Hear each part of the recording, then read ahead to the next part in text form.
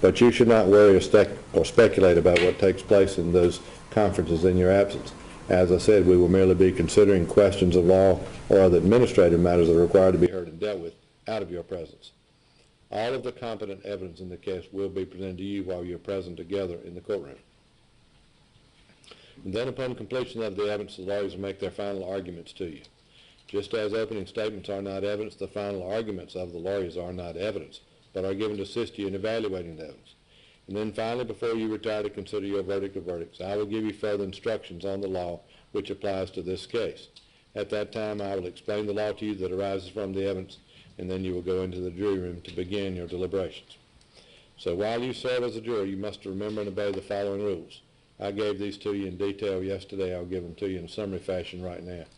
As before, do not talk or communicate about this case with anyone, not even among yourselves, until you've been instructed to begin deliberations. If anyone does communicate with you or in your presence or attempts to do so, you must report that to me promptly. While you're serving as a juror, until I say to begin deliberations, do not form the ultimate opinion as to whether the defendant is guilty or not guilty. Now, naturally, you will be in the process of forming opinions about the case as you go along, but keep an open mind until you've heard all of the evidence, until you've heard the arguments of the lawyers, the court's instructions as to the law, and then when I say to begin deliberations, sit down together with your fellow jurors, express your opinions about the case, listen to it and consider the opinions of your fellow jurors about the case, all in an attempt to arrive at a unanimous verdict or verdicts in this case. As before, do not have any contact or talk or communicate or have any, as I said, contact with any of the lawyers, parties, or witnesses outside of open court. This is a prohibition against any type of contact, not just limited to the case. This is a wise precaution against any improper contact or influence and will avoid even the appearance of any impropriety. You can imagine if you were involved in a case from whatever perspective, whether you were accused of a crime or an alleged victim or a family member or an interested witness or whatever the perspective might be, and you saw somebody else similarly situated engaged in a private conversation with a juror, you might think something highly inappropriate or improper is going on, and it could be something as innocuous as talking about the weather or asking for directions or something. Again, it's a way to avoid even the appearance of any impropriety and is a wise precaution against any improper contact or influence. Next, do not let yourselves be exposed to any news media accounts or any other reports of the trial outside of the courtroom. If you are exposed to any such accounts, inadvertently or otherwise, bring it to my attention. Remember, your verdict must be based solely and exclusively on the evidence presented to you and the law that I instruct you on. Finally, and still importantly, do not visit any of the scenes or the places which may be the subject matter of this trial. Do not undertake any independent inquiry, research, or investigation into anything related to this case, whether it's about the facts involved or as to the law involved. Among other things, that includes, as I said, no internet research, no Googling or search engine work of any type. Remember, you are not the investigators of the case, you are the deciders of the case, and you are to decide it on the evidence presented to you here in the courtroom. Each of you must obey each of these rules to the letter. Unless you do so, there's no way that the parties can be assured of absolute fairness and impartiality. It is your duty while you serve as a juror to see that you remain a fair and impartial trier of the facts. If you violate any of these rules, you would be violating an order of the court, and that is something that could subject you to punishment as provided by law for contempt of court. It's uncomfortable to say that to you. You didn't volunteer to be here. You're compelled to be here, and I'm talking about contempt of court and punishment of jurors. It is a reminder of the seriousness of these rules and the seriousness of your duties. Many times you will hear me say, repeat those rules, but many times you will hear me say, remember and follow the rules. Before I recognize the lawyers for opening statements, do you have any questions? Seeing or hearing none, then the court recognizes Mr. Waller for an opening statement for the state. Thank you, Your Honor.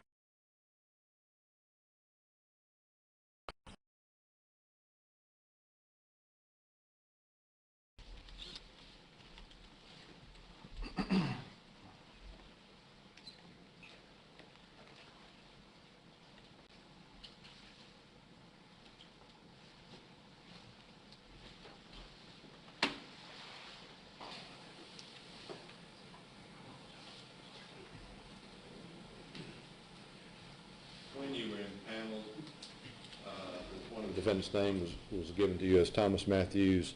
Make it clear that is a reference to Charles Joseph Matthews. So Thomas Matthews is not the defendant. So at this time, to formally take care of this, I'll ask the clerk to re-impanel the jury, including the alternates. And thank you for bringing that to my attention. Sorry, Your Honor. Ladies and gentlemen of the jury, you've all been duly sworn and are now paneled to hear the evidence for the state of Charles Matthews and Kimberly Matthews. Please sit together, hear the evidence, and render your verdict accordingly. All right, thank you. You are further now impaneled with regard to the case of State of North Carolina versus Charles Joseph Matthews and State of North Carolina versus Kimberly Hunt Matthews. As I told you earlier, the trial of these charges, that is, these charges have been joined for trial and these defendants have been joined for trial. Thank you for that, Mr. Miles. And now the court recognizes Mr. Waller for an opening statement for the state. Thank you, Your Honor. May it please the court. Yes, sir. Miles. You may proceed.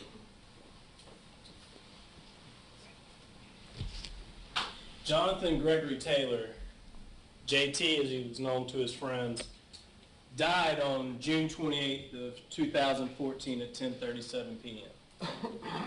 He died driving his vehicle at a speed of approximately 89 miles per hour. He hit a tree and he died instantly. When he was sent off to the medical examiner's office, they did an external autopsy and found at the time that he was driving, he had an alcohol concentration of 0.20. JT had gone to a wedding at the Matthews residence at 904 Vance Street that evening. He had been invited to that wedding by their son, Thomas Matthews. The invite was extended earlier that afternoon. JT accepted and joined Thomas at that wedding, along with 3 other teenage friends, Anna Ergish, Natalie Freeman, and Josh McCoy. You will hear that JT and Thomas were planning to drink at that wedding. That they did drink at that wedding. And that all of the teenagers, or the kids, except for Josh McCoy, became highly intoxicated that night. Anna Ergish became so intoxicated that they had to call EMS to the residence to check her out. Natalie Freeman became so intoxicated that she had to go into a basement and pass out or throw up and have her father come and pick her up. And of course, JT made the decision to drive home that night, and he paid the ultimate price. That's the end of the story. What this case is going to be about is how these teenagers got to that point. How these kids got to the point of driving drunk, having to have EMS called, throwing up in a basement to the point where your parents have to be called.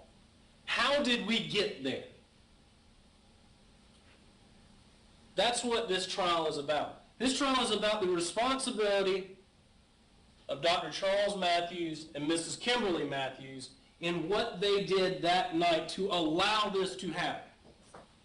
And I want to be clear on one thing before we get started, and I think it was mentioned in jury selection. They're not charged with murder. They're not charged with manslaughter. They're charged with 4 counts of aiding and abetting underage consumption of alcohol. That's what we're here to decide, if they are responsible for that and how their actions led to what happened later that night. The facts or evidence that you hear in this case, I don't think will be in much dispute. You are going to hear that these 4 kids were at the wedding. You're going to hear that prior to the wedding, they went, Thomas, JT, Anna, and Natalie, to a local ABC store at Cameron Village. You're going to hear that Thomas walked in and bought a bottle of Jack Daniels. He was not carded. He received that bottle. They went back to the Matthews neighborhood across the street, and they took shots off that bottle. They passed it around. The parents did not know about this bottle of Jack Daniels. This all happened prior to the wedding. They finish off that to the ceremony. And then we get to the point where the Matthews become involved. After the ceremony, there was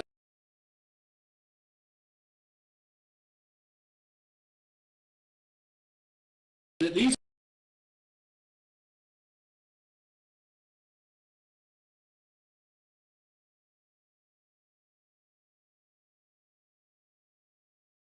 they saw them drinking the wine and the champagne, and nobody stopped them. You will see pictures in which Dr. Matthews and Mrs. Matthews are right there near them, and they did nothing to stop them. You'll see that the reception moved to the backyard of the Matthews residence. You will again see that these four teenagers, kids, sat at a cocktail table right beside the bar. Glasses in front of them, drinking wine, drinking champagne. This table was literally where the bride had to walk down the aisle to get to her reception. And nobody stopped. You will see and you will hear from Anna and from Natalie that they drank all night to the point they were intoxicated and had to call their parents and call EMS, or EMS was called for Anna. JT was there until about 10:15, and then the crash happened at 10:37. You will hear from Carrie Taylor, JT's mother, that JT sent her a text saying, "Come pick me up." That his father, Trooper Taylor, came to find him. Couldn't find him at the Matthews residence. Between the text of coming to get me and the time Trooper Taylor got there, JT left. But what you will also hear from Carrie Taylor is that there were calls to the Matthews residence trying to find out where JT was. And there was a later return call from Carrie Taylor, from Mrs. Matthews, acting as if she didn't know what had happened to JT. Well, the interesting thing, ladies and gentlemen, that you also hear about is after the crash, an officer went over to the Matthews residence. And you will hear directly from Officer Wall, but you will hear from him that there was just things were not right when he went and interviewed them. He says he saw someone in the kitchen. Mrs. Matthews denies anyone else being there at the residence. Dr. Matthews comes down and immediately says JT is dead when Officer Wall hasn't even said anything. They knew, ladies and gentlemen, they knew what had happened that night. You will hear a 911 call in which Dr. Matthews says that they have been drinking at my house and Anna Ergish is passed out to the point that she needs EMS. There's not a picture in this case of Dr. Matthews or Mrs. Matthews with their arm around JT or Anna or Natalie and handing them a glass of wine. But what there is in this case is evidence that they were around it, that this was happening out open in the public, and that their statements afterwards through the 911 call and to Officer Wall acknowledge that they knew these teenagers were drinking there that night. This case is about responsibility, about allowing these four underage teenagers to drink at their house, out in the open. Your job at the end of the case will be to decide what responsibility they bear. Could they have put a stop to this? That's what this case is about. Could they have prevented this? Did they facilitate this? Did they aid in this ultimate conclusion. That's why we're here. That's why you're here. That's why everybody's here. I thank you for the attention that you've shown so far, and I thank you for the attention that you'll show during the course of this trial. At the end of the case, what I'm going to do is I'm going to come back to you, and I'm going to take what you hear from this witness stand, the evidence in the case, and the law that Judge Smith instructs you on, the law that you agreed to follow. And we'll talk about how those two things come together, how they mesh, to show that the Matthews are responsible for providing alcohol to these underage kids. I thank you for your time. Thank you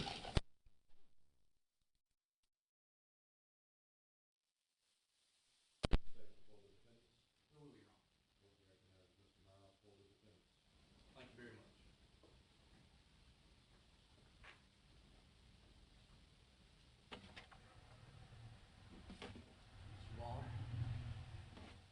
Good morning. Obviously, a very strong opening statement by Mr. Waller, and you should consider it. But it's a forecast, and like the judge said, we're talking about right now what we expect the evidence to show. And in this particular case, obviously, the Matthews are presumed innocent, and the burden of proof is on the state. And the accusations are criminal, as we talked about before. So keep that in mind when you're evaluating the evidence. There was a plan in place for June 28th of 2014. Didn't really have anything to do with Thomas Matthews or any of his friends, and you heard on numerous occasions that Mr. Waller referred to them as kids and teenagers, but let's talk about what the evidence will show their ages were. They were four 18-year-olds and one 17-year-old. Natalie Freeman being the 17-year-old. So I'm going to call them young adults or Thomas's friends, but you'll hear that their ages were 18 and 17. The plan for the wedding had been set in place or put in place by Kimberly Matthews, known as Kim, my client, and her daughter. And her daughter is Nicole Kanopoulos. And Nicole Kanopoulos is a child by previous marriage. She's 27 years old at the time. They had planned to have her wedding to Jason Kazor at the home on Vance Street of Chip and Kim Matthews. It's a beautiful home, and you'll see pictures of it. It's a large home. It's a big piece of property. They decided that they wanted 50 to 60 guests there, approximately half being family, half being friends. They coordinated the guest list, and they met with a caterer, and the caterer was Cafe Parazad. And their connection to the caterer was the owner of that business, who was interviewed by Raleigh police, is a man named George Bakasha. George was an old family friend of Kimberly, and Kim and her previous husband had known him, and he has a restaurant named Cafe Parazad that's in Durham, North Carolina. So they met, Kim and Nicole met with an event manager there, and his name was Josh Weaver, and talked about the schedule of the wedding and what was supposed to happen when. And like most weddings, there was a set schedule that they wanted to follow. They wanted the wedding to be, the ceremony to be at 7:30, and they wanted it to be over by about 10:30. And in between, they had different things that were supposed to happen. So as far as logistically, the ceremony was to happen on the back patio.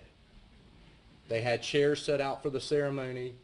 The ceremony was supposed to happen at 7:30. After the ceremony was over, pictures in the back of the family. During that period of time, the rest of the guests were invited to go to the front of the house, to the front porch area, front yard area, to have a cocktail. And that ended up being about half the people there. About half the people were family, about half the people were other guests. So the plan was that there was a small bar there with one or two bartenders, I expect the evidence to show, and a small bar with beer, wine, champagne, water. Those are your choices to drink. And after that period of time, while the pictures were being taken, guests have a cocktail or a glass of water or whatever they want. And I think the evidence will show that the bartenders would pour it or hand it to you. You could get a glass if you wanted a glass for your beer. If you wanted a glass for your water, you get a glass for your water. After that, there was while the bar was going in the front, at the back, the caterers were busy setting up for dinner. A DJ was setting up to play music. And once the pictures were over, the group in the front, the guests in the front, were invited to the back patio where there were tables and chairs, some high tops, some low tops. And the food was set up on a big table, and they served themselves. And there was one bar set up there. The front bar was shut down at that point. So there was just one bar in the back after the family pictures. So the evidence will show that the guests served themselves, people were eating, that Nicole and Jason went upstairs to eat just by themselves, just to have a little moment alone after the ceremony. And then they made the next big event in the wedding, they made their entrance into the back patio and had their first dance. And that was the plan, their first dance together. And I expect a lot of the pictures that you're going to see of Thomas and his friends with wine glasses on their table are during that very part of the wedding. After the first dance, they had other family dances with parents, as you might have seen in other weddings, parents and dancing with the groom and bride, and that took a period of time. People kept eating and so forth and socializing, and then the next big event, the cutting of the cake.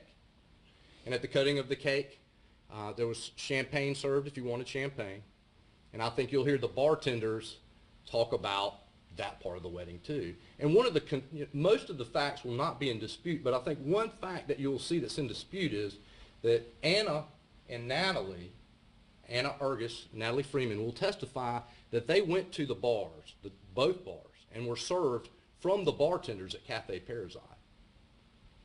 But the bartenders will say that they did not serve them.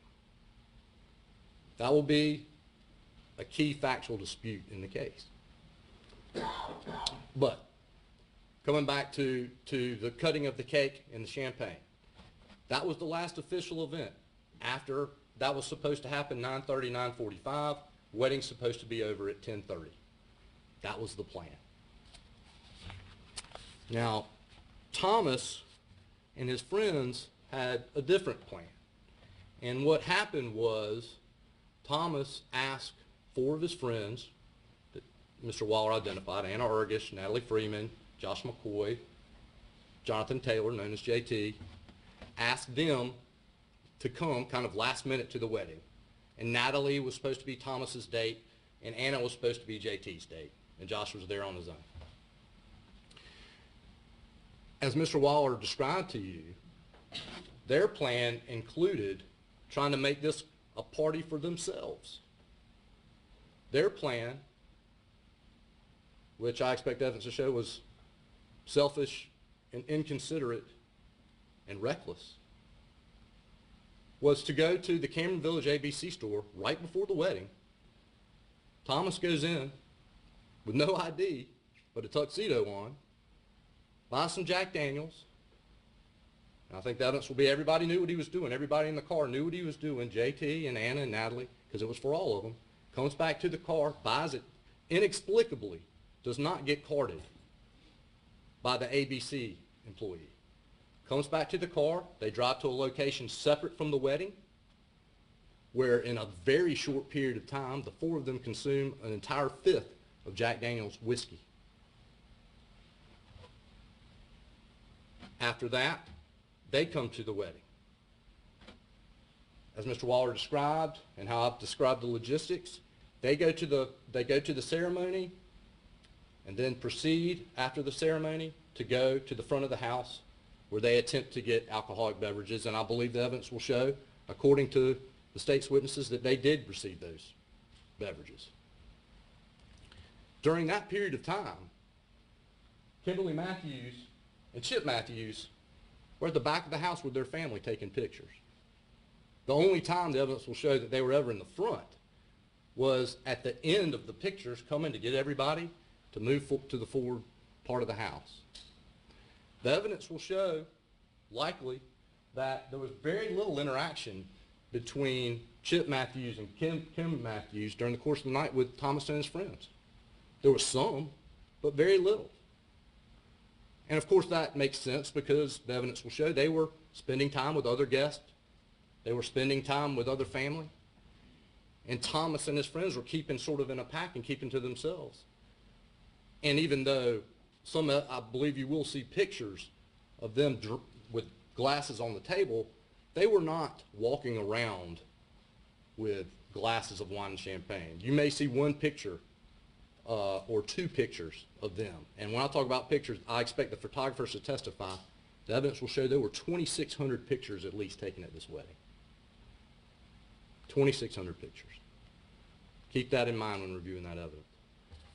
But it wasn't until close to the end of the wedding when it became apparent that Thomas and his friends were having problems as far as their intoxication. And that Kim Matthews saw JT having problems, took him inside, put him in a place where she thought was a safe and comfortable place, which was in their library, which is right next to the kitchen, which is right at the back of the house near the patio. And I expect the evidence will show that he said that his father was coming to get him. His father, a state trooper. And that at that point too, Natalie Freeman was having problems, and Kim Matthews went to go help deal with Natalie Freeman. I expect the evidence will show that she provided her a towel. The decision was made that Natalie's parents should be called. They were. Her father was. He came and picked her up right around 10:28, 10:30. At some point in that period of time, a guest named Brian Johnson, you'll hear, had a conversation with J.T. Taylor. And I expect evidence will show that Brian Johnson saw that he was impaired and talked to him about not driving a car. And at some point, that conversation ended, and that Brian Johnson was the last person that saw JT before he tried to get home in his car. And obviously, tragically, lost his life somewhere around 10:37. You will hear, I expect, as Mr. Waller said, about what happened afterwards. That is, after the wreck and after JT's death, his parents come upon the wreck as they're looking for him. And they interact with the Raleigh police, and they get the awful, tragic news that they've lost their son. And so that starts a different set of events in motion. And the police send an officer to the home of Kim and Chip Matthews. And at that time, that officer approaches the house, and it's pretty much dark because it's 1 o'clock in the morning. The wedding's been long over. Kim Matthews, no one responds. He tries to get someone's attention in the house. It's a large house. He comes to the side door. I think the evidence will show he was trying to find someone, thinks he sees someone in the house. And finally, as the officer's leaving, Kimberly Matthews comes to the side door and gets the officer's attention and says, "Can I help you with something?" And at that point, there's a conversation there, and I think there'll be some dispute about exactly what was said. But the bottom line was Kim Matthews at that time had just had a phone call with Carrie Taylor. She had just learned that JT had died, I expect evidence to show.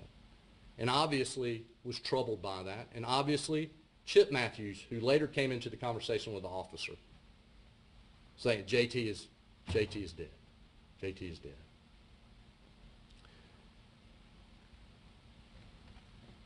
Later, officer leaves. Next day, the investigation starts to kick in. Sergeant Hoolan of the Raleigh Police Department, that following Monday, 28th was a Saturday, 29th Sunday. That Monday, Sergeant Hoolan takes the lead in the investigation as it related to drinking at the Matthews house. And you will see the different steps he took in his investigation to determine who to charge in this particular case.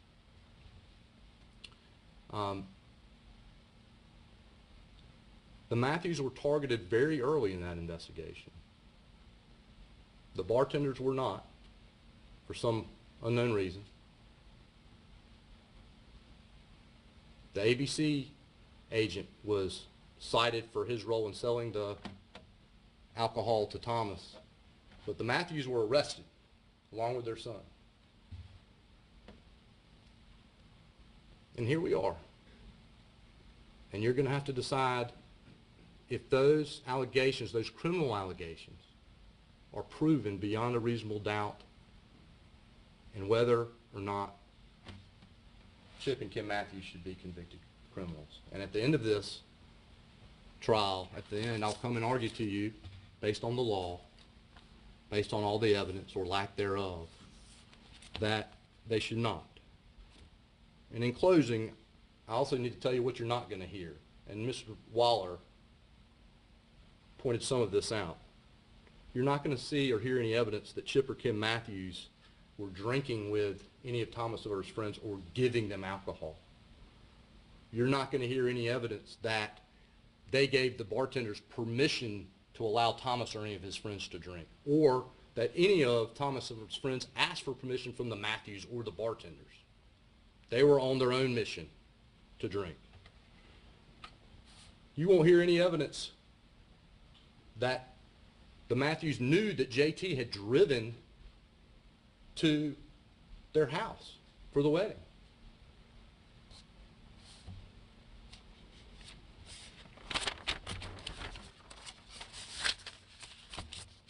JT Taylor's death was a tragedy. The investigation was an emotional response to that tragedy. Please be very critical and look at everything with a clear lens when you evaluate the evidence. And at the end, I'm going to come back and ask you to find both of the Matthews not guilty. Thank you for your time. Thank you, sir. Thanks both of you.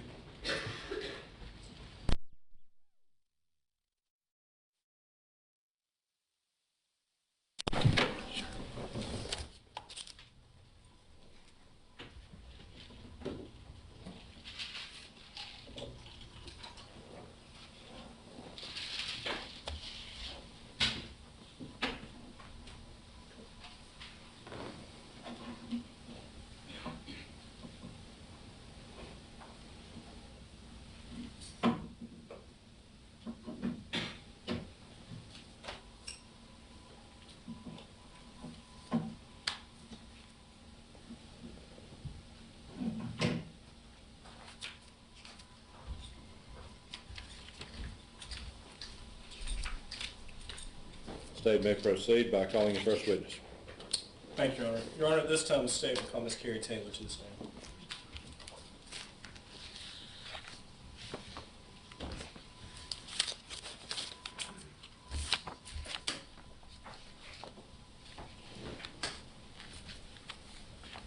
Please come around and be sworn. If you'd like to use that Bible, please say with your left hand on, raise your right. Ma'am, do you solemnly swear the testimony you give before this court shall be the truth, the whole truth, and nothing but the truth, so help you God? I do. Thank you.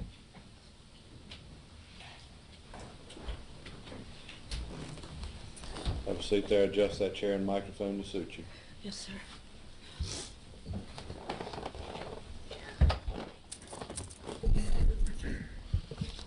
May I first stand very briefly? You may. Easel.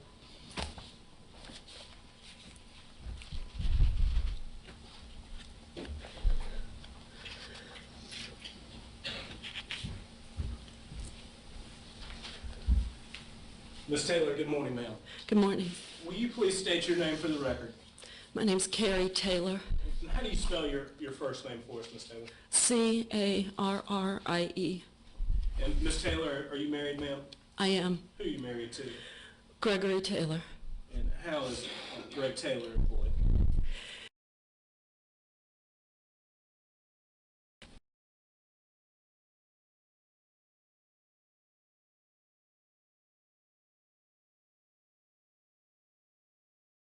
What is John? How do you refer to Jonathan Taylor? JT, And what was JT's date? January 30th, 1996. Ms. Taylor, June 28th of 2014. How old was JT at that time, man? He was 18 and a half. And do you know the defendants in this case, Charles and Kimberly Matthews? I do. How do you know the Matthews, Ms. Taylor? Jonathan and Thomas, and we referred to him as Toddy, were classmates at Ravenscroft. So JT went to Ravenscroft High School? He went to Ravenscroft since 7th grade. And had JT recently graduated from Ravenscroft? Yes, he graduated June 6th, Of 2014? 2014. And where was JT going after graduating from Ravenscroft? JT was going to the University of South Carolina. He was going to major in chemistry. You mentioned that JT was friends with Thomas Matthews, or you said his nickname is Toddy. That's what we called him, yes. How long had JT and Thomas Matthews been friends? They met in 7th grade, I believe. And was JT and Thomas, did they hang out on a regular basis or just kind of... Not really. He had a core of friends, JT did, and dances. They might participate in dance groups together, but they weren't in sports together. And you mentioned a moment ago that you knew the Matthews. Had you ever been to the Matthews residence before? Once. And had they ever come over to your residence? No. When you had conversations with the Matthews family, what was the general kind of subject matter of those conversations? We went to their house because JT was invited to a dance called the Queen of Hearts. It was for Broughton High School. We didn't know the crowd. We didn't know we didn't know the girl he was going with, but Kim did. And they invited us to come there before the dance. I wanted to talk to them because the plans were JT was going to sleep over there. I just wanted to know more about this group, what the plans were, and then we went together to where the group was meeting at another home so that I could meet the girl and meet more of the parents from Broughton. And had JT stayed over at Thomas Matthews' house on multiple occasions, or do you know? Yes, he did. And you said a moment ago that you kind of wanted to check out the Matthews residence and see what the plan is when JT went over there. Was that generally kind of how you handled the situation? Yes, that was several years ago.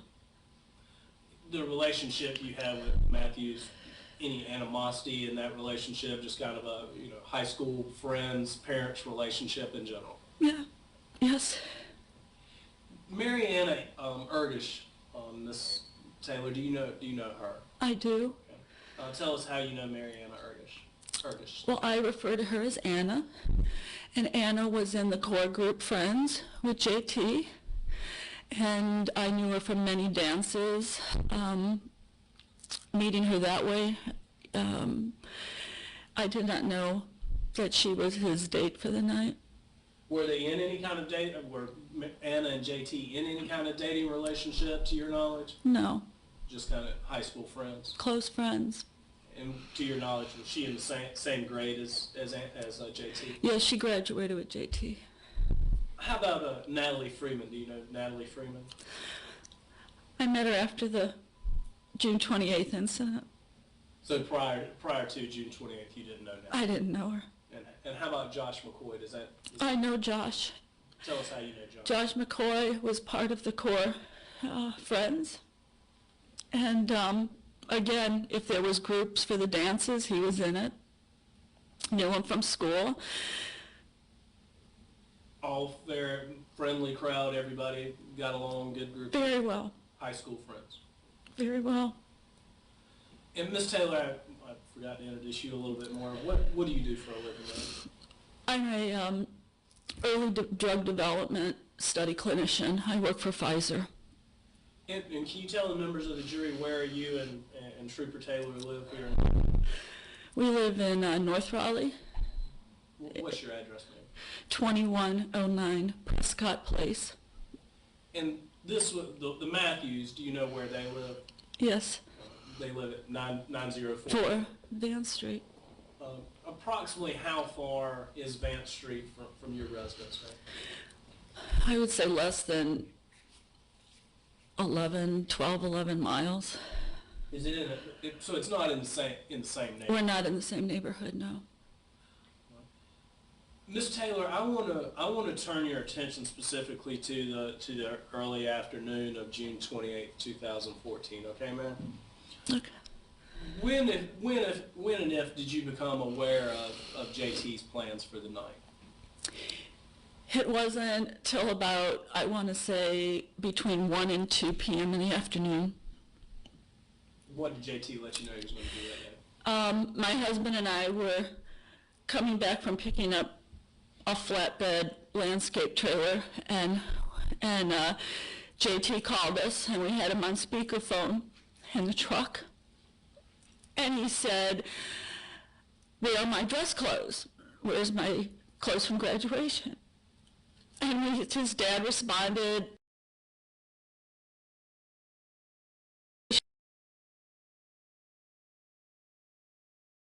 "Invited to a wedding."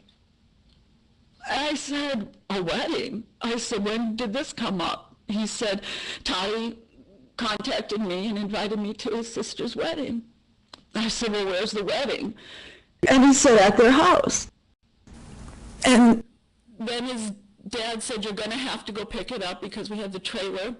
We were on our way to donate to an animal rescue for a yard sale, and we said, "JT, we can't pull in the dry cleaner. You have to go and pick up your clothes."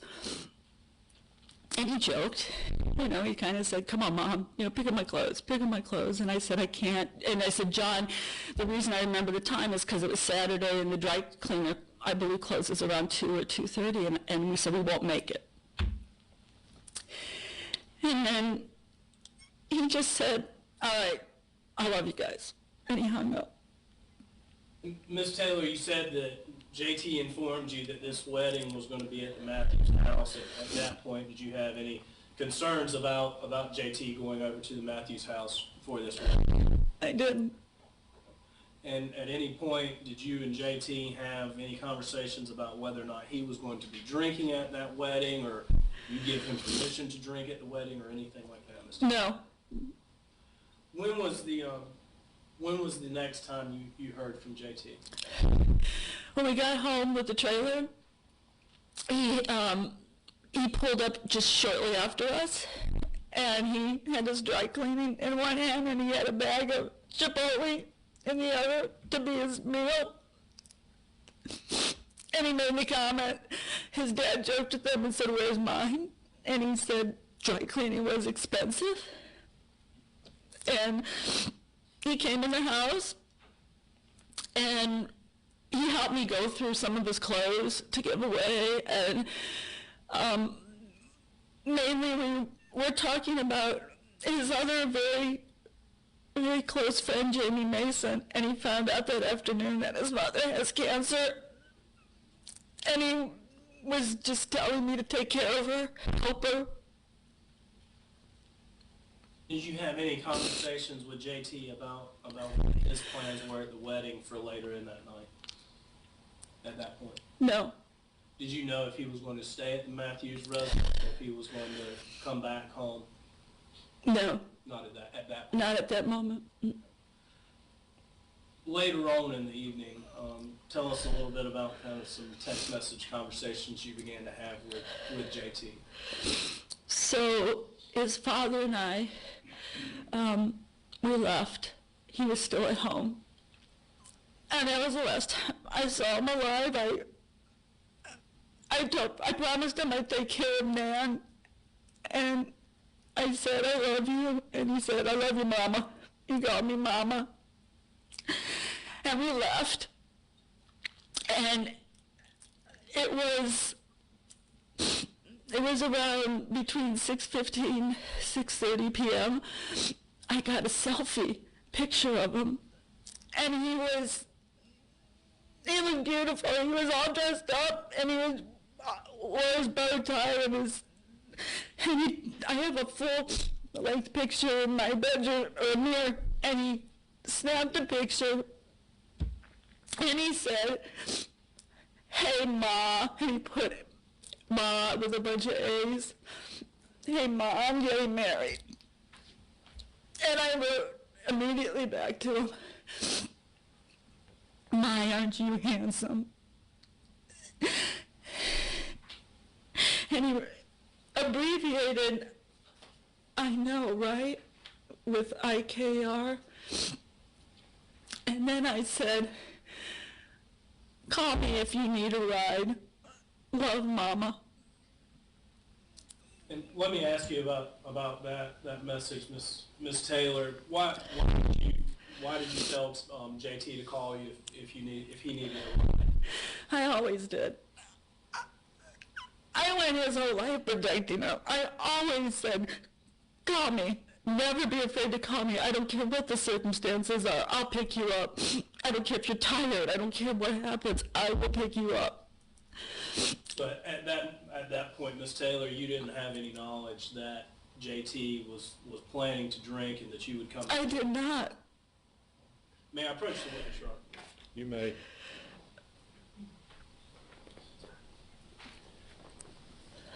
Mrs. Taylor, you said that you were having a series of text message conversations between yourself and JT. I'm going to show you what has been marked for identification purposes, States Exhibit 1 through 6. Ms. Taylor, take a look at those documents and tell me when you have a chance to look over them, if you recognize them.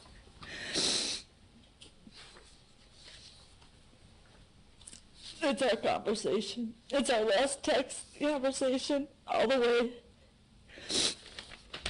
to the end. And those text messages started at 6:15. Yes, with a selfie.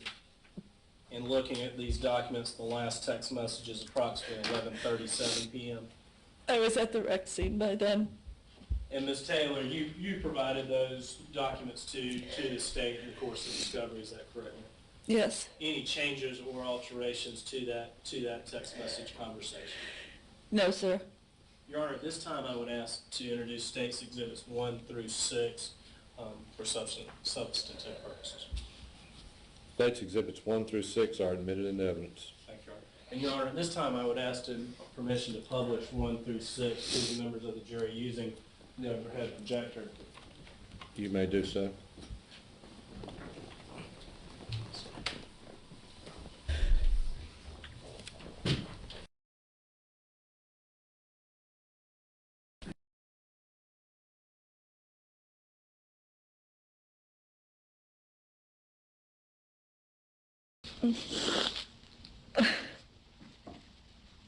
You need water, Ms. Taylor. I do. I'm sorry.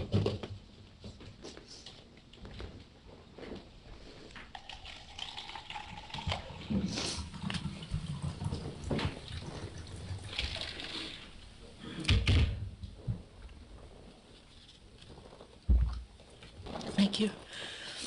Mrs. Taylor, you mentioned a moment ago, and this is States Exhibit 1 on the screen at this time, that JT sent you a selfie of himself. Is that the selfie that he sent you that night? That is.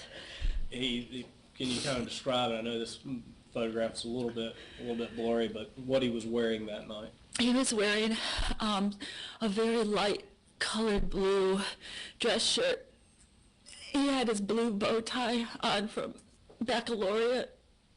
The day before graduation is the bow tie that he had on. And he had on dark blue pants, and he had on dress shoes. And that blue bow tie, that his tie that he wore quite frequently? Yeah, it was his favorite color. I'm gonna, if we can go down to the 6:30 p.m. text. Maybe on States Exhibit 2, I'm sorry. That's text 2.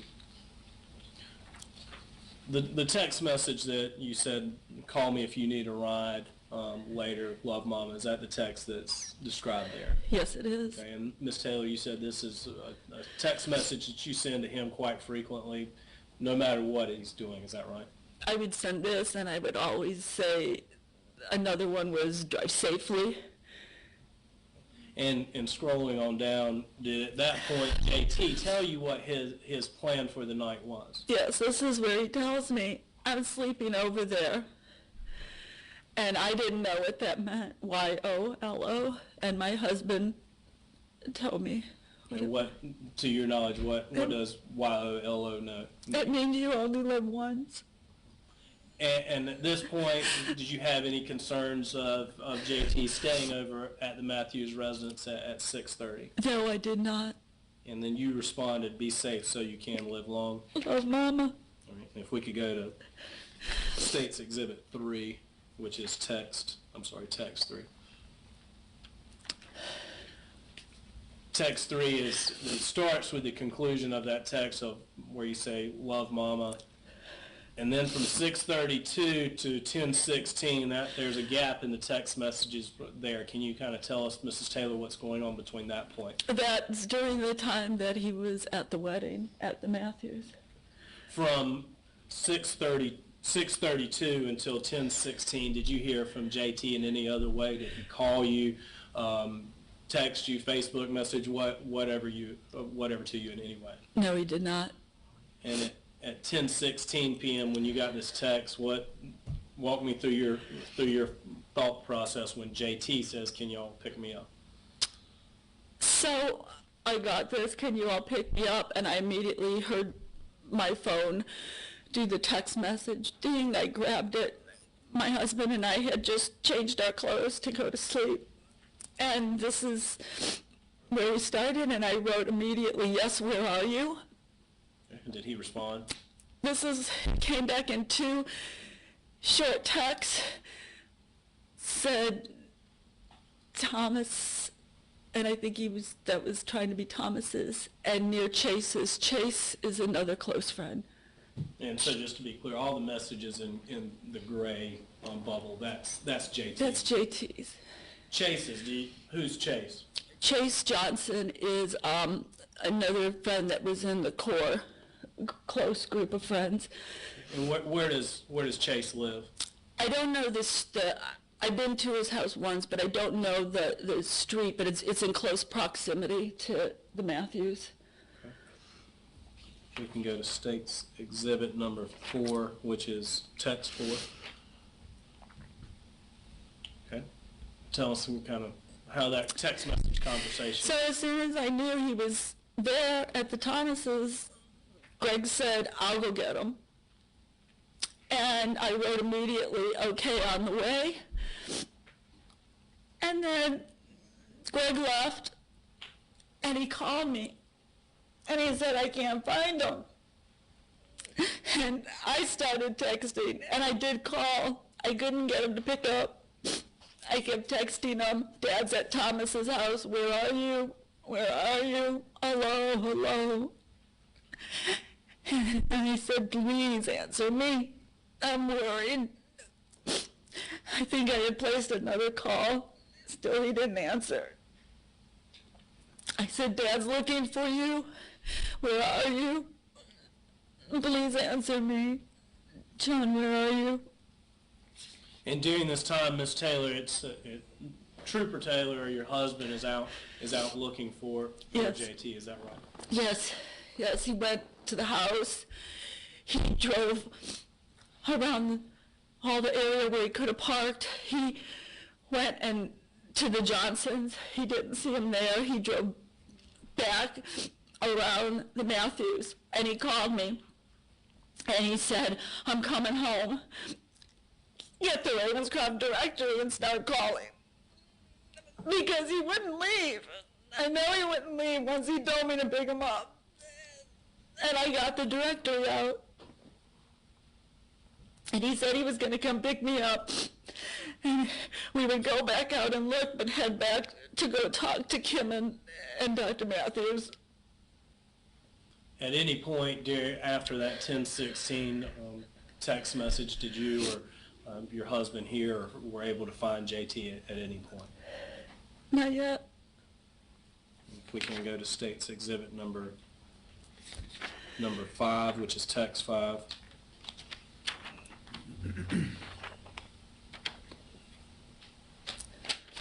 Much of that is a continuation from State's Exhibit 4, but that last, at the bottom of that page, should be another text. Yes. Tell us what's happening at 11:09 or around So- 11:09. I'm still trying to text him, and I write him, you know, Aunt, please answer me, John, where are you? Why aren't you answering me? Why are you not at Tottie's? And where are you and Trooper Taylor at this point? I am still at the house waiting for him to pick me up. So Trooper Taylor's on his way back Yes, to pick you up. yes. And if we can go to text 6, state 6.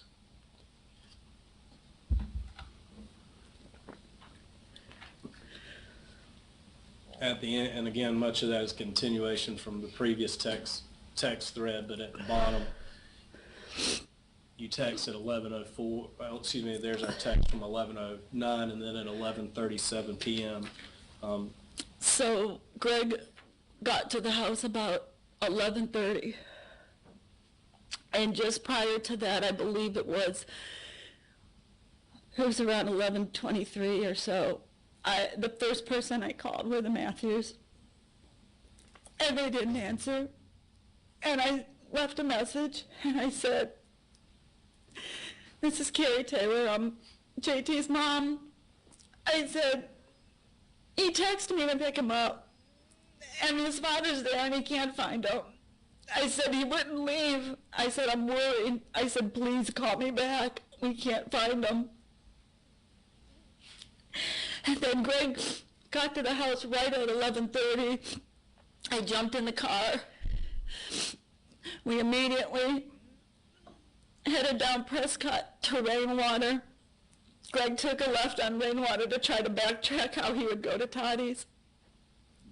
And I was going through the directory. The second person I called were the Johnsons. And it just rang, and nobody answered. I couldn't even leave a message. And the car stopped, and I heard Greg put the directional on. It stopped at the corner of Rainwater and Hunting Ridge. And I said, JT wouldn't go this way. I said, don't turn. And he said, Carrie, I have been up and down Rainwater. And he turned, and we went a little bit around the curves, and we got to Hunting Ridge and Lone Oak. And the whole road was blocked off with yellow tape. There were blinding blue lights. I couldn't see anything past the Raleigh police officer's car. And my husband pulled, just not really parked, but kind of stopped in the little bit off to the middle and told me to stay in the car.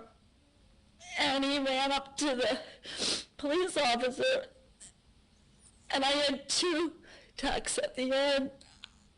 I just, as a mother, I knew something horrible happened because my husband being in law enforcement when the road's closed and they won't let anyone through. I knew, and I wrote 2 more. I wrote, hello. And then I saw my husband put his hands on his head like this. And my last text to JT was, I love you. And I jumped out of the car, and I yelled to the Raleigh police officers, hit my son. And they didn't tell us right away. Mrs. Taylor, that 11:37 text, the hello, that's at the point where you're at the crash scene. Yes. You see the blue lights. Mrs. Taylor, you mentioned that you made some phone calls that night. Is that correct, ma'am? Yes. Take your time.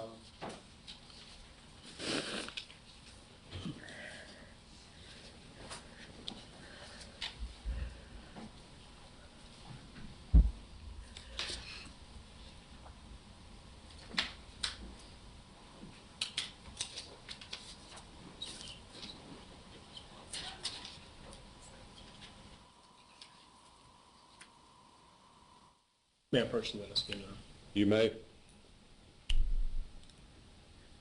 Mrs. Taylor, a moment ago, in looking through the text messages, you indicated that you called the Matthews residence. Tell us why you decided to call the Matthews residence. Because Greg was already there. He could not find JT, and I knew he wouldn't leave. And that's where he was supposed to be. That's the last when he told me in the text, Thomas. So I called their home. And you said at that point you did not receive did not get anyone, no one answered the phone? No, I got a voicemail. Okay. And tell us again what the substance or what you the message you left on that voicemail. I told him, I identified myself. This is Carrie Taylor. I'm JT's mom. JT texted me to pick him up. And he's not there. And his father's there. He can't find him.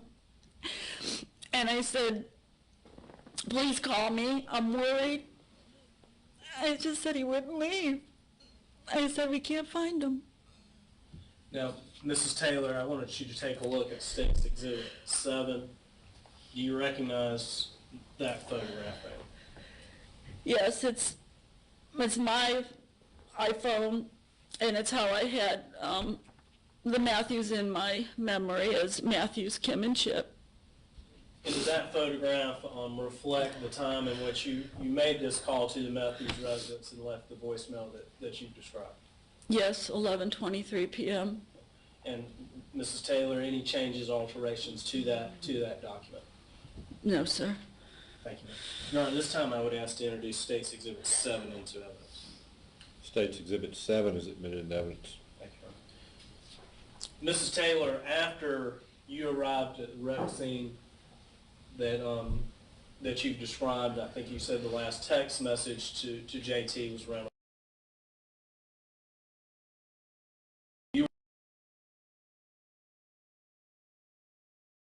I wouldn't leave. And Mrs. Taylor, at some point while you were there at the crash scene, did you become aware that it was your son, JT, involved in the crash? I did. About what time was that, if you recall? At 11:37, probably before 11:45, but it took a few questioning. At any time, did you receive a call from Charles and Kimberly Matthews? Yes. And when did you receive that phone call? Not till after 1 a.m. I'm going to hand you what has been marked for identification purposes as State's Exhibit 8. And if you'll take a look at that document and tell me if you recognize what that is. It is. It's my iPhone again with their name, Matthews, Kim, and Chip. And it shows the incoming call at 1:10 a.m. And at that time, Mrs. Taylor, who did you speak with? Initially, I spoke with Kim. And did you eventually speak with Charles Matthews as well? Yes. Mrs. Taylor, before we get into that conversation, this State's Exhibit 8, your phone call from the Matthews at 1:10 a.m., any changes or alterations to that? No. Your Honor, this time I would ask to introduce State's Exhibit 8 into evidence. State's Exhibit 8 is admitted into evidence. And finally, before we get into your conversation, Ms. Taylor, State's Exhibit 9, can you identify that for us? So this is my iPhone again, and it shows all the calls of me trying to get John, Greg's calls coming into me, the Matthews, the one without any identification but just the number is the Johnsons. And then I made a phone call to Nan Mason because the Raleigh PD asked me who could have been in the car with John. And I knew his two close friends, one was out of town, but it would have been Jamie. Any changes or alterations to that call log, Mrs. Taylor? No. Your Honor, at this time I would ask to introduce State's Exhibit 9 into evidence. State's Exhibit 9 is admitted into evidence. Thank you, Your Honor. Permission to publish State's Exhibits 7, 8, and 9 using the overhead projector. Yes, sir. We can start with our 121. Mrs. Taylor, you've described that as the iPhone Yes. Message or outgoing call to Kim and Chip Matthews, is that right? Yes, that I gave my phone to the Raleigh PD when they came over and they took screenshots. So the 11:23 p.m. outgoing call, that's the voicemail that you described earlier. Yes, it is. In which you left the voicemail saying essentially you and Trooper Taylor couldn't find JT. Correct. Going to State's Exhibit number 8, and that's our 119. You said you received a phone call from the Matthews at 1:10 a.m. Is that the screenshot of that phone call? Yes, it is. Up until that point, Mrs. Taylor, had you had any conversation with the Matthews whatsoever? Did they come to the crash scene? Send anybody else up there to talk with you? No. This phone call that you received at 1:10 a.m. Can you tell the members of the jury what the substance of that conversation was?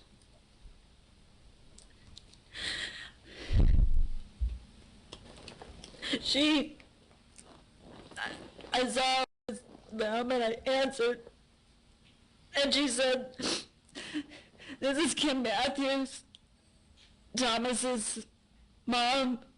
I'm calling to see if JT made it home okay." And I replied, "Kim, John's dead." And she said, "I saw him stumbling, and I told him to wait." And then they were conversing, Chip and her, I could hear them.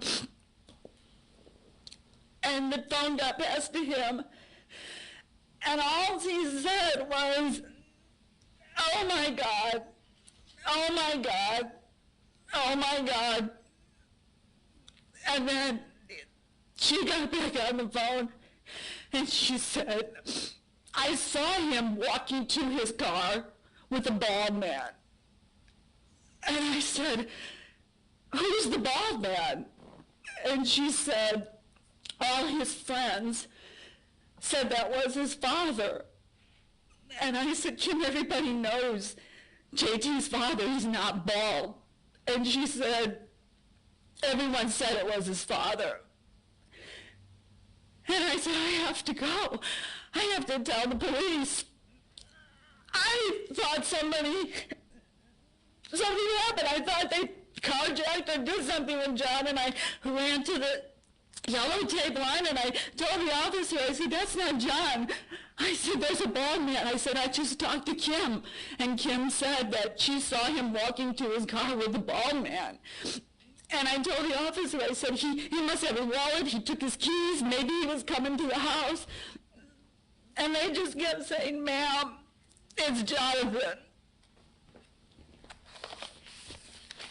When Mrs. Matthews said that she saw JT stumbling, what did you think she meant by that, Mrs. Taylor?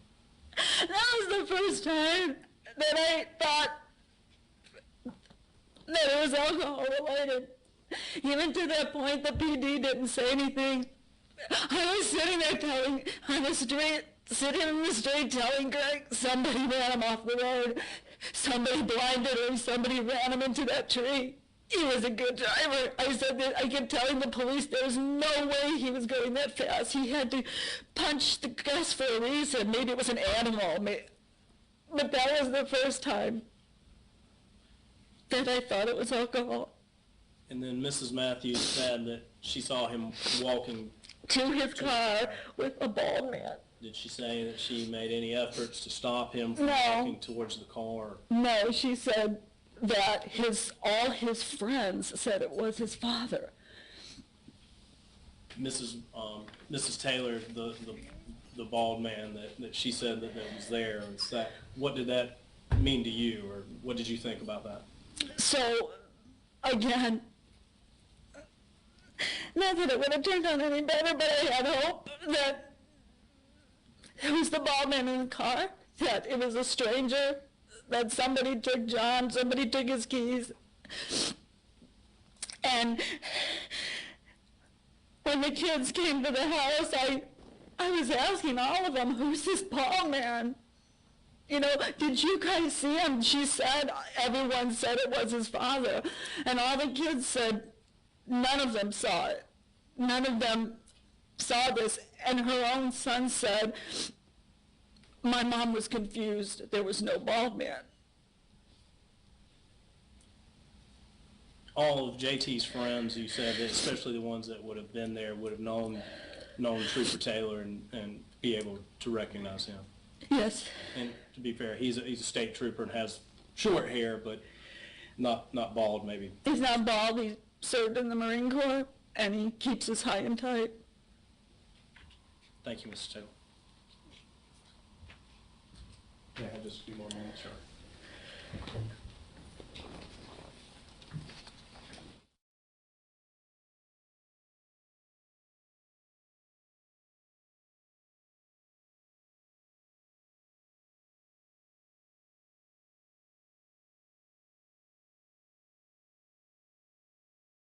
June 28th, 2014, have you had any further conversation with the Matthews about what happened that night?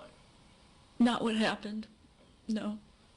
You had some services, funeral services, memorial services for JT. Did they, Yes. They attend? Yes, they did.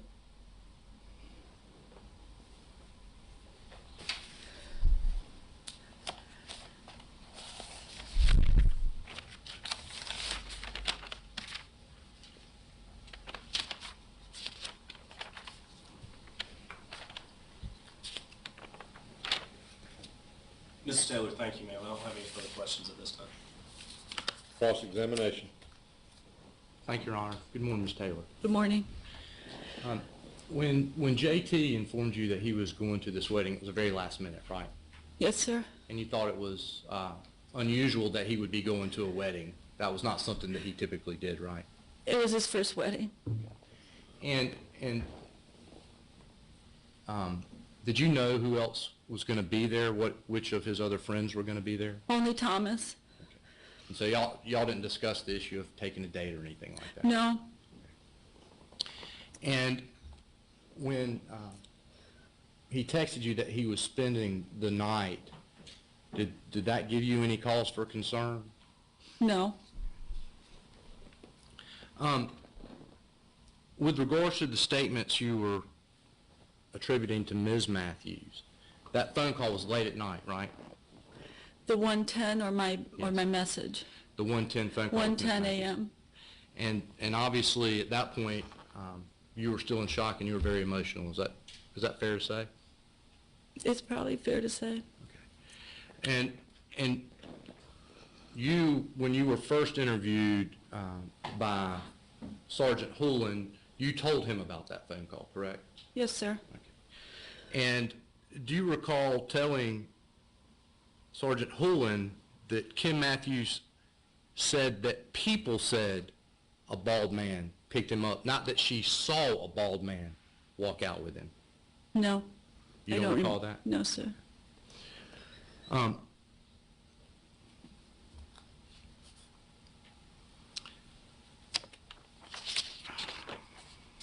If I could just have a moment, Your Honor.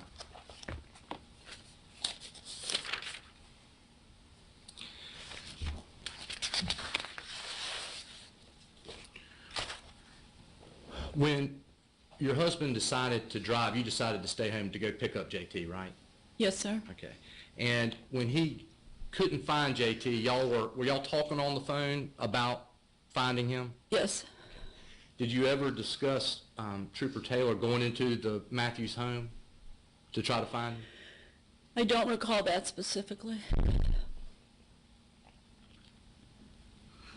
Now, you and your husband have filed a lawsuit against the Matthews, is that correct? Objection of relevance. Overruled. Is that correct? Does that mean I answer? Yes. I'm sorry, You I don't may. know. Yes, ma'am. Yes, sir. That's all the questions I have, Your Honor. Redirect. No, Your Honor, thank you. You may step down. Thank you.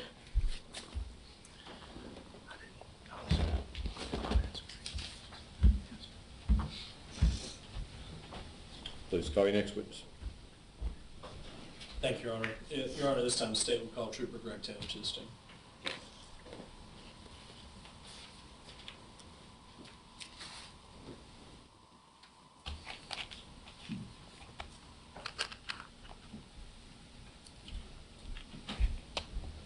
Sir, if you would, please place your left hand on the Bible, raise your right. Do you solemnly swear the testimony you give before this court shall be the truth, the whole truth, and nothing but the truth, so help you God? I do. Thank you.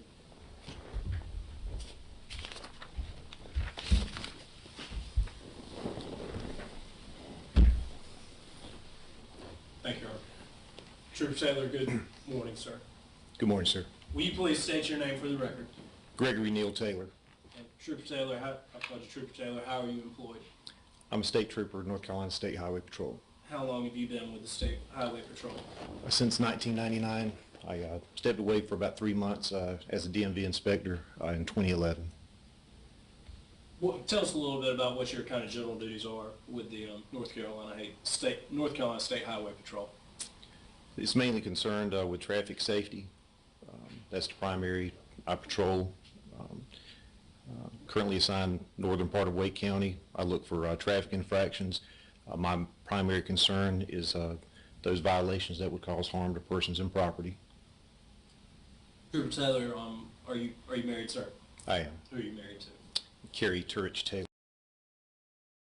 You have a son with Miss Taylor. My son is Jonathan Gregory Taylor. JT, do you call him JT or what? How did you call him JT?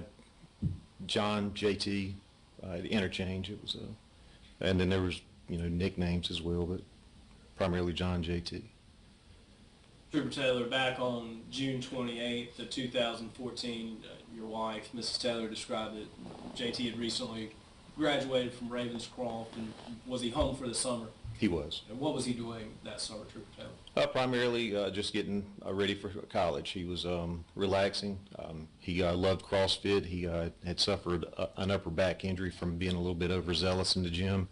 He was nursing that, so his first trip back for approximately 3 weeks off from the gym was that Friday, the 27th.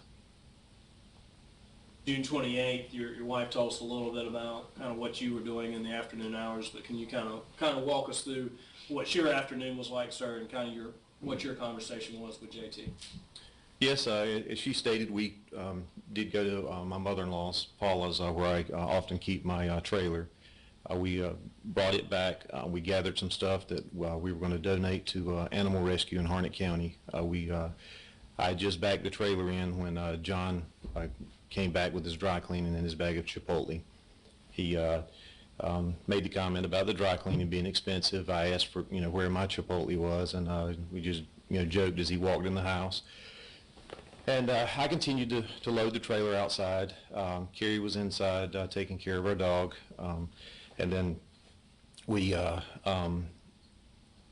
went back in for a few minutes before leaving. Carrie went ahead to the truck to wait for me, and I just had a brief conversation with John. He was sitting on the couch where he normally sits at the corner near one of the end tables and a lamp, and he had his, as always, when he was relaxing, he had his laptop going and watching Netflix or something on the TV, and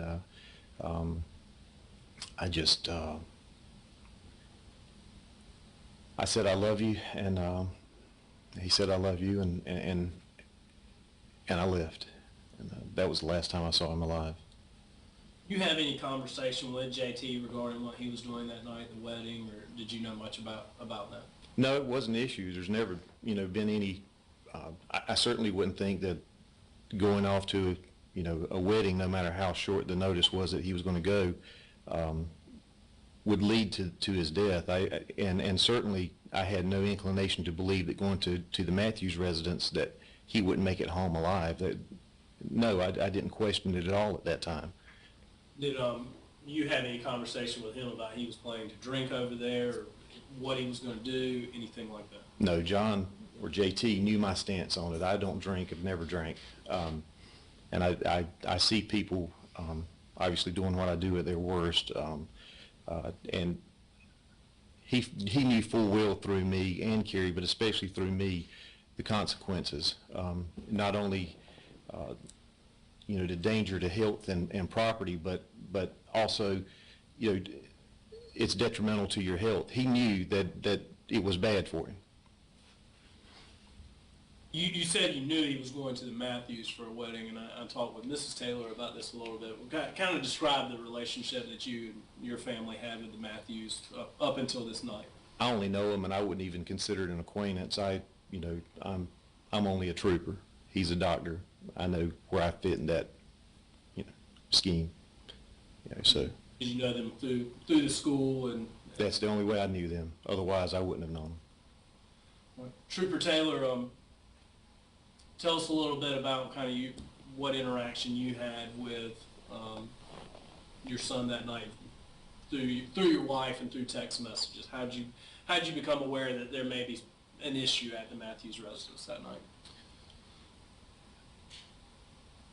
I started getting fearful when I couldn't find him. I couldn't see his car. That's why I started to drive around the area. I went 5 points up Glenwood. Let me back you up just a little bit. Going back to when Mrs. Taylor received the text of "Come pick me up," what was your action at that point? I immediately got up and started that way. And that was the first inclination or sign to you that there may be something amiss. Yes. All right, walk us through, after you received that text, how you went to the Matthews residence. What happened? I got in Carrie's car. I proceeded from our residence on Prescott, went to Rainwater, took a left. I took Rainwater all the way to Spring Forest. I took a right, then I took a left onto Falls of Neuse, and I continued that in until it turns into Wake Forest Road, and then went on to Capitol briefly, Glenwood, Harvey to Vance. And I didn't see his car anywhere. His car has halo headlights. It would stand out, so I didn't see it. And just at that time, I had no reason to believe that he was leaving, but I was, doing what I do. I always try to, think ahead a little bit, if you will, or because truly hoping for the best, and hoping that there was no way that it would be the worst. The Trooper Taylor, on the way to Vance Street, you were on the lookout for your son, but did not see him pass you in any way. I did not. What type of car was he driving that night? He was driving a 2008 BMW, and it has halo headlights, so it gives a distinct pattern. I would easily recognize it, and anyone that knows what I'm talking about it would easily recognize.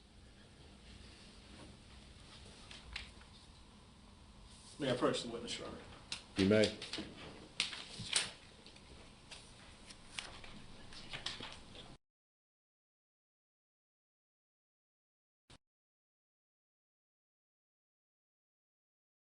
Purposes states Exhibit 10. If you can take a look at that document, tell me if you recognize what that document depicts.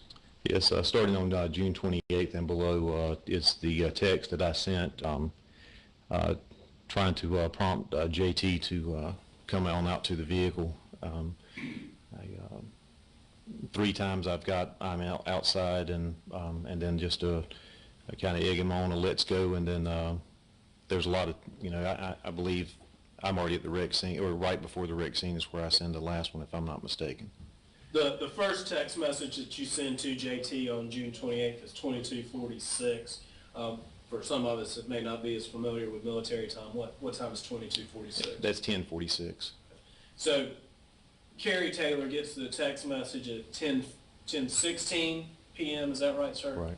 Okay, and then this 22:46 text message, where are you when you send that text? I'm at the front of the residence against the curb. I had initially parked at one spot, and then I moved up further to the driveway to see, and then at one point I actually exited the vehicle. So I was actually there just a few minutes before I even sent that initial text at 10:46, just searching around the property to see if I could see his vehicle, and I did not see his vehicle. Your Honor, and let me ask just a few more questions on this, Trooper Taylor. Any changes or alterations to this text message thread, sir? No. And was it provided to the state as part of the discovery in this case? It was. Your Honor, this time I would ask to introduce State's Exhibit 10 into evidence. State's Exhibit number 10 is admitted into evidence. And permission to publish State's Exhibit 10 to the members of the jury. Yes, sir.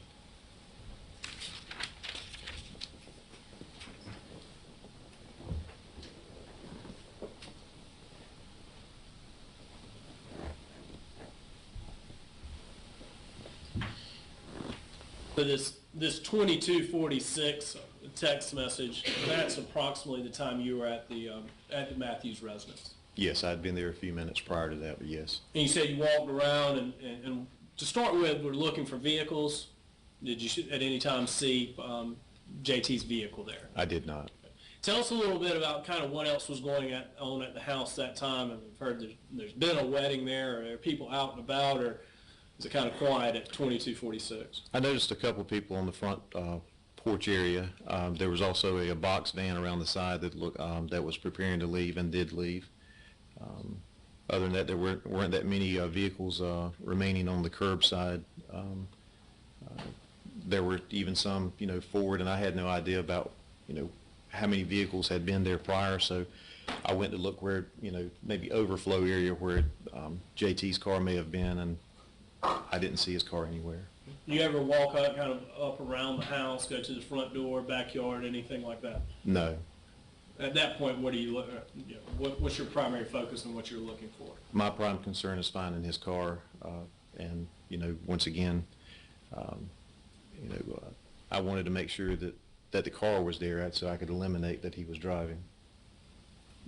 As you said, you send three "I'm outside" text, and then "Let's go" text at 22:54. So you're there roughly 8 minutes between text messages. At "Let's go," what did you decide to do at that point? I started driving around. I found what I believe to be the Johnson's residence in the memory on Carrie's GPS in her vehicle, and I went to that residence looking for JT's car. Didn't see anything. It was relatively dark there. Didn't see anything at all. I rode around a few of the other streets nearby. Didn't see anything, any sign. I went to 5 Points. Turned around in one of the service stations there, and no sign of JT's car or JT. And at that point, what did you decide to do? I'd made contact with Carrie throughout this, and I believe the last time I spoke with her was that I was going to come home, and I wanted her to come with me to look for JT. And that's what I did. I drove back pretty much the same route that I took to go to the Matthews house. As you were traveling back to your residence, anything that you saw there, sir, in terms of JT or his vehicle? No. You got back to the house and picked Carrie up. Tell us what happened then. Told Carrie to bring the directory. We both left the residence at that time. We started up Prescott again, took a left on Rainwater. I got to the intersection of Rainwater and Hunting Ridge. I started to make a right turn. Carrie made a comment that he wouldn't go this way, and I told her that I'd already checked Rainwater, that I didn't see him anywhere. So we started up Hunting Ridge. We get to the intersection of Hunting Ridge and Lone Oak, and I see the blue and white marked Raleigh Police Department vehicle and an officer standing outside, and yellow tape draped across the roadway blocking traffic. So I pulled the vehicle somewhat to the right, and I exit the vehicle, told Carrie to stay there. I commented, I don't know if she heard it or not. I remember saying, this ain't good. So I walked up, I showed my credentials to the uniformed officer, and I started asking questions. I asked him, I said, I'm Greg Taylor, I'm a trooper, and what's going on? And he said, well, there's a bad wreck. And I said, I started inquiring about it. I said, well, is everybody okay? And he just looked over his shoulder towards the scene and back, didn't answer. I then asked him what kind of vehicle it was. Again, the look over the shoulder, no response, which is a nonverbal response. I knew the answers. And then I asked him again,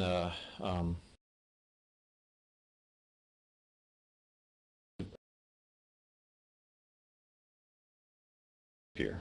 And so he did, and seemed like an eternity passed before the sergeant arrived at the perimeter. And he asked us where JT was coming from, or he asked where the driver would have been coming from. He had not told us at this point that it was JT. He hadn't confirmed. He hadn't denied either. So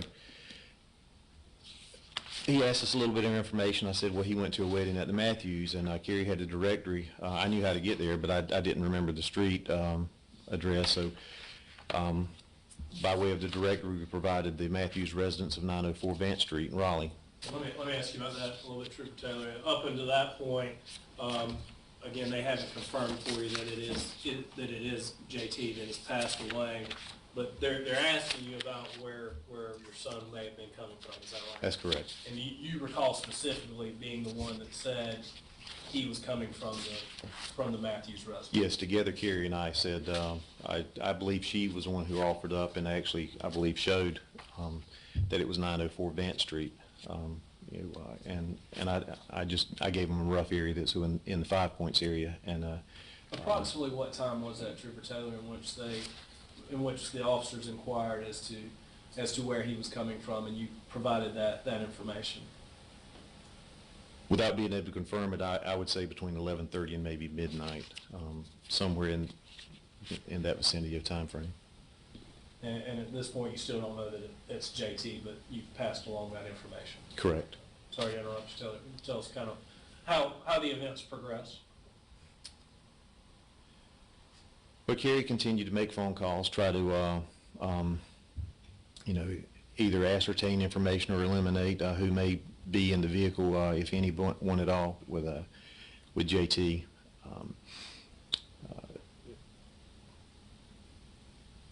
It didn't produce anything. A lot of people are out of town. A lot of people are not answering their phone. So it didn't do anything but keep her busy while we were hoping that it's not John.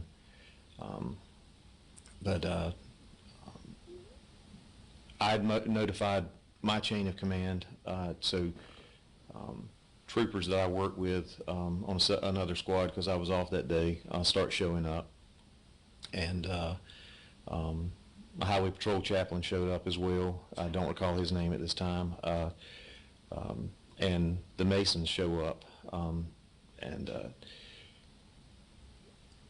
they offer as much comfort as they can, and of course they're going, unfortunately, Nan, going through, treatment for cancer. But they were there and they stayed with us for, I think they stayed with us until we finally left the scene sometime after 3 o'clock. And I was beside Carrie when she received the phone call, and I couldn't hear everything on it, but I'll never forget Carrie saying John's dead, and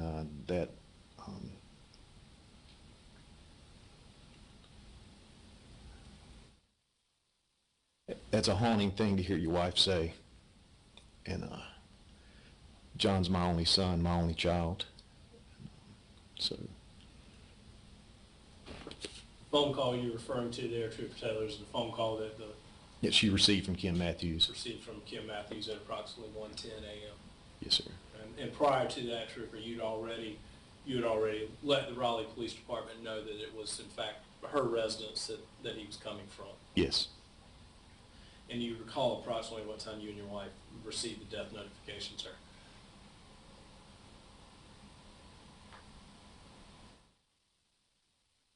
As I recall, it was before that phone call. So it would be between, I would believe, between 12:30 and 1:10. But in all honesty, time didn't matter, and it truly doesn't matter as much now to me. At any point that night, sir, did you receive a phone call from Dr. Chip Matthews or Charles Matthews? Did I receive? Yes, sir. No, I never received a phone call from him. Did you ever talk with him at any time, see any missed phone calls on your phone from Dr. Charles Matthews? No. Other than the 1:10 a.m. conversation between Carrie and Charles Matthews and Kim Matthews, are you aware of any other attempts for them to contact you or your wife that night? No, that night, no. After you left the scene there, sir, and after that phone call, have you had any further conversation with Dr. Matthews or Kim Matthews since June 28th of 2014? Yeah, no true conversation. They came to the vigil that Monday evening, would be the 30th, if I'm not mistaken, and then the memorial service before the funeral, and they were They were at the funeral, I believe. No But, conversation regarding what happened that night? No, nothing about the content or logistics of John's death, no. They haven't made any statements to you regarding what was going on there that night, No, at any point? no. May I approach the witness again, Your Honor? You may. Tell you what I'll do. I think we'll probably take a break. It's 11:15. We'll take our 15-minute recess for the morning now until 11:30. Members of the jury, remember and follow my instructions. Everyone else remain in place until the jury leaves the courtroom. Return ready at 11:30.